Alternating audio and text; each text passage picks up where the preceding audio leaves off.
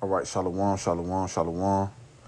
First and foremost, I would love to start by giving all honor, all glory, and all infinite praises unto Yahweh, Bahashim, Yahweh Shai, Bahashim, Rakakwadash. Double honor to our apostles and elders of the great millstone that taught us is true. Peace, blessings, and salutation to the sincere Akim, laboring in this truth, preaching, teaching, and believing on the name Yahweh Bahashim, Yahweh Shai. And peace, blessings, and salutations to the men, women, and children that believe on the name Yahweh Bahashim, Yahweh Shai. And I just wanted to get into a quick lesson through the spirit and, Lord willing to be edifying. And I was going to title the lesson, Don't Try to Get Comfortable. Just embrace the affliction. Because, and I wanted to do this lesson because I found myself trying to get comfortable. And as we know, especially this not being our risk, that comfort can destroy us. Because it'll have you not doing the things that you're supposed to be doing, or not have you on point the way you need to be on point. You know what I'm saying? Not paying attention of observing the things that you need to observe or pay attention to. And I wanted to do this lesson because, and just as an exhortation for Aki, we can't get comfortable. We just got to continue to embrace the afflictions because, like I said, myself, get to dealing with certain stuff and don't want to deal with it. You know what I'm saying? Having to put up with certain shit that you don't want to put up with. And when you're doing it, and that's another thing too, when we're going through them things, you can't allow those things to pull you out the spirit. You know what I'm saying? Or pull you or pull you from under that shadow of Yahweh Shem Shai, right? Because the scriptures, the thing, this wisdom, knowledge, and understanding, right? We often bring out Isaiah 33:6, understanding the times we're heading into, but that's a mindset to be applied in our daily walk. And as a matter of fact, we'll start with that. This is Isaiah chapter 33:6.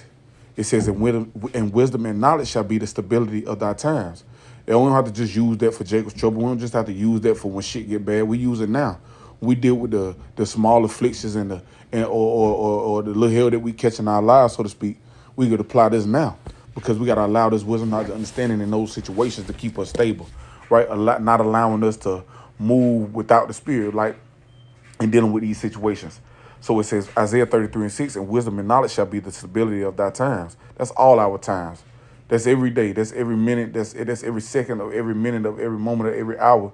This is the mindset we got to apply, right? Because as we understand that, you got to understand that things are going to continue to increasingly get harder, right? The tests are going to become harder, right? The obstacles are going to get bigger. The challenges are going to be bigger, right?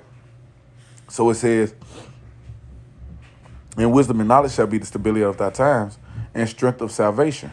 The fear of the Lord is his treasure, and that's one of the main things we got to do is continue to make sure we fear the Lord. Because when you fear the Lord, you ain't gonna do certain things, and you're gonna move a certain way. Why? Because you're constantly seeking to please our power and Yahweh Shem Yahweh Shai. I speak to myself first and foremost. So going from here, I wanted to grab this. This is John chapter 16. Matter of fact, Salakia. Because I want to read this in the NLT and make another point. This is Isaiah 33:6. It says, in that day he will be sure he will be your sure foundation. Right? In that day he will be your sure foundation. Who? Hamashiach Yahweh Shai. He was made wisdom, right? It says, providing a rich store of salvation, wisdom and knowledge. The fear of the Lord will be your treasure, because that's what's going to ultimately provide when shit really get bad out here, right? Because we just experiencing stuff on a small scale right now, right? So when things are more on a more massive scale, this is what's going to keep us. This is what's going to provide the comfort for us in that day. That's why everybody's going to be looking for this wisdom, knowledge, understanding when shit get bad. That's why the Lord said, "Then shall they seek me early, but not find me," because it's going to provide us comfort. It's going to be a refuge for us. It's going to be rest for us, right? It's going to be everything that people look for and long after, right? So now going from here, I go to the John 16 and verse 33. It says, "These things have I spoken." It says, "These things I have spoken unto you, that in me ye might have peace." So only in Hamashiach Yahweh Shai do we have peace. And you see, this is red letter. So it's Yahweh Shai speaking himself. So only in Hamashiach Yahweh Shai do we have peace. There ain't nothing else that you're going to find peace in. You're not going to find peace in your woman. You're not going to find peace in your home. You're not going to find peace in the drink or in the wine. You know what I'm saying? You're not going to find peace in these carnal things. Our peace is literally going to come from Hamashiach Yahushua, because and that's what the world is getting ready to realize, because it's the only way to fight against these different endeavors and the things that we are the things that are stacked up against us. So can't get the seeking comfort because you don't want to go through certain things or don't want to deal with certain things. Like I said, I found myself doing that. But really, the mindset is to embrace these things and use the comforter, right? Because the scriptures is the comforter. Use the comforter to comfort you in these situations when you're dealing with these different trials and tribulations. When you're dealing with all these different battles that you fighting in the spirit, right? This is how you overcome them. And when you overcome these things through the word, it's a good feeling, right? Because you got to understand these things, these challenges, these obstacles, they ain't going nowhere. They're only going to intensify. So when you read, I'm going to read it again, and I'm going to go into this word peace, is one of my favorite words. It says, these things I have spoken unto you, that in me ye might have peace. So let's go into this word peace, right? So when you jump down, I want to jump down to the Roman numeral V, which would be 5. It says, of Christianity, the tranquil state of a soul, assured of its salvation through Hamashiach Yahushua, right? It says, and so fearing nothing from the Most High. So no matter what it is, no matter what situation the Lord decides to stick you in, right? You ain't fearing it, right? You ain't ducking it, right? But the mindset is to embrace it. So it says, and content with this earthly lot or whatsoever sort that is. So whatever the Lord has chosen for you to go through here in these latter times, you go through it. And you go through it with this wisdom, knowledge, understanding, the comfort of the scriptures, right? The things that's going to help you get through them. Don't try to find ways around it. Don't try to take the easy way out. Don't try to have comfort. You know what I'm saying? Because you have those moments where the Lord ease up on you a little bit.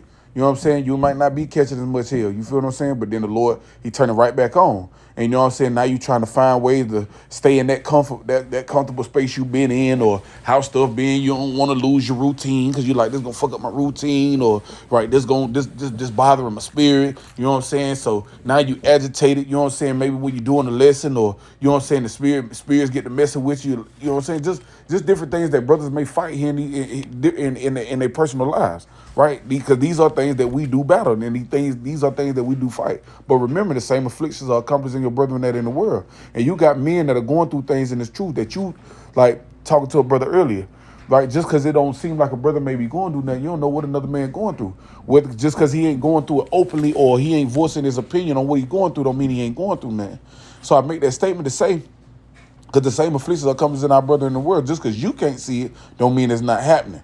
We're all fighting the same things, right? But the one thing that we all have in common is the truth, because of what it said. We're gathered together by the word. So if we're gathered together by the word, then we have the same fighting. We have the same fighting tools, which is this wisdom, knowledge, and understanding to counter whatever comes our way. Right, that's the thing about us. When all hell break loose upon these people that are in the world, they're not going to have a counterattack. But because we have this wisdom, knowledge, and understanding, we always have a counterattack. So it says, of Christianity, the tranquil state of a soul, assured of its salvation through Hamashiach Yahushua, and so fear nothing from the Most High, content with its earthly lot or whatsoever sort it is. So you're content with your lot, not seeking comfort in it, but content or whatever it is that comes your way and whatever it is that you got to go through. So I want to go from here. And when I go to, right, let me grab this precept. I think of in Thessalonians. Yep, this is 1 Thessalonians chapter 3 and verse 1. I'm going to start at 1. It says, wherefore, when we could no longer forbear, we thought it good to be left at Athens alone, and sent Timotheus, our brother and minister of the Most High, and our fellow laborer, right, in the gospel of Hamashiach Yahushua, to establish you, right? It says what? And to comfort you concerning your faith. I'm going to read verse 2 in the NLT. It says, and we sent Timothy to visit you. He is our brother and the Most High's co-worker in proclaiming the good news of Hamashiach Yahushua. We sent him to strengthen you, to encourage you in your faith. Right, so the comfort, right? So the Lord even used men around you to comfort you. And I know brothers all alike now had these same situations where you might be dealing with something and a brother call you out of nowhere and you ain't told him nothing about what you're going through, but everything he's saying is in the spirit and in the realm of what you're going through and what you're dealing with. Literally, the Lord put the spirit on a brother to speak to you things you need to hear to endure, to comfort you, to what to go through. And it's always the scriptures. It's always the precepts. And you'll know the precepts, right? But when you're dealing with certain shit, sometimes it'll be like your mind be elsewhere, but that's the Lord be pulling us back to center to let us know that we got to trust in the Lord with all thine heart and lean not into our own understanding. But in all thy ways acknowledge him and he shall direct thy path. So when things get, and that's the thing, when things get the hardest, that's when we got to acknowledge him, Yahweh Shem Yahushua the most.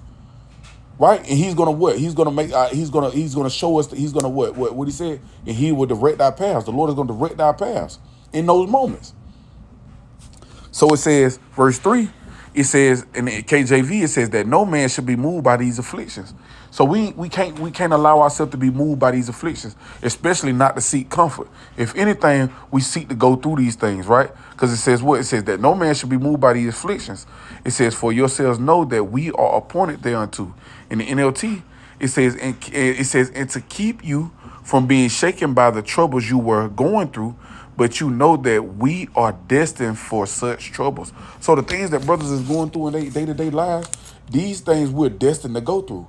It's already written for us to go through these things. So we got to use this wisdom, knowledge, and understanding and go through them and not seek comfort in them, but embrace it. Right? Yeah, catching hell don't feel good. Right? We understand it ain't easy. We understand dealing with, like, it's a lot of times the stuff that we deal when we go through it. Sometimes it's a lot easier said than done. You know what I'm saying? But doing these things. But like I said, by us having the wisdom, knowledge, and understanding of the scriptures, right? By us having the Holy Spirit, by us having the things that the Heavenly Father has equipped his men with in these latter times, we always have a counterattack, being what? This truth, this wisdom, knowledge, and understanding of the scriptures. I wanted to go from him and grab one more. You know, I didn't want to be long, just want to make a point real quick, make a few points. It says, let me see.